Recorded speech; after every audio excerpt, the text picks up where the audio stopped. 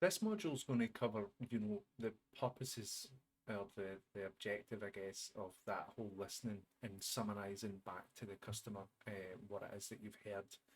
And it's actually something which comes from this gentleman who's on the screen right now, someone who I'm a big fan of, is a guy called Chris Voss. So if you want to Google him, you certainly can.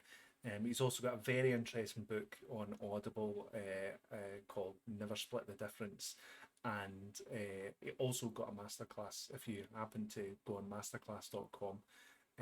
Fascinating guy. Now, was, sorry, the lead international hostage negotiator for the FBI and has taught in the FBI training facility, Quantico, and really interesting guy. And he speaks about many of these different techniques that I talk about right now, and certainly does them a lot better justice if you ever want to look him up. But he speaks about the this whole summarization back to the customer.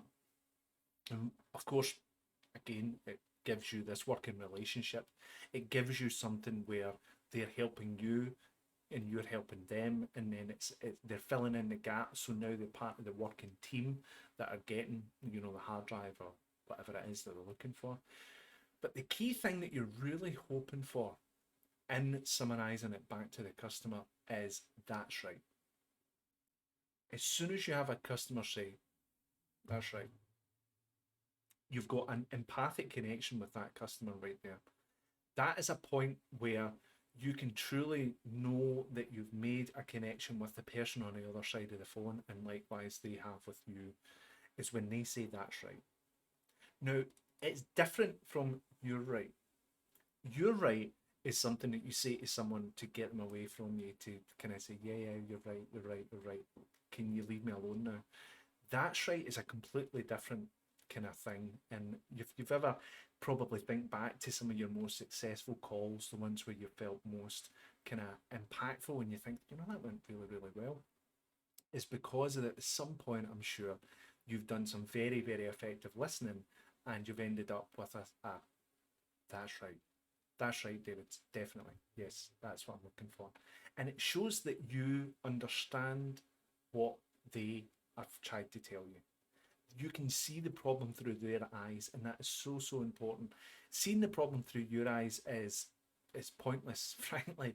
If you can't see the problem through their eyes, then you're already trying to kind of work against the customer. You really need to understand it. Now, you don't need to necessarily agree with it. This is something which Chris Voss talks about called he calls it tactical empathy.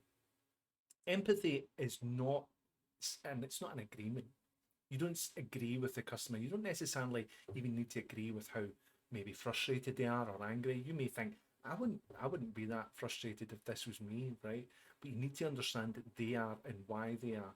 And aiming and summarizing back to the customer and taking that first minute or 2 minutes with the customer in hope of getting that's right from the customer is such a powerful connection. And you'll find that if you can work on the beginning of your opening and really work on how you interact and introduce yourself and listen to the customer, if you can get the customer to say, that's right, David, yes, then you already know that you're off to the best possible start that you could be.